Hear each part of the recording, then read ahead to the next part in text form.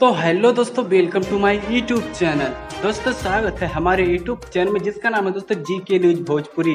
तो दोस्तों आप लोग के बीच में एक न्यू सॉन्ग का अपडेट लेकर आ चुका हूं, क्योंकि दोस्तों सुपरस्टार रितेश पांडे का है। क्योंकि दोस्तों गाना तो बवाल ही होने वाला है, जो कि हमारी स्क्रीन पर देख लीजिए इसका पोस्टर। क्योंकि दोस्तों गाने का नाम है नजर के बाण। क्योंकि दोस्तों गाना का ही नाम है नजर के बाण, जो कि दोस्तों बहुत ब्लास्ट सॉन्ग होने वाला है। क्योंकि दोस्तों इसका रिलीज डेट और सब कुछ आप लोग को मिलेगा, तो प्लीज़ वीडियो को पूरा देखिए। और दोस्तों चैनल पर नए हैं तो प्लीज़ हमारे चैनल को सब्सक्राइब करके बेल आइकन को दबाना ना भूलिए।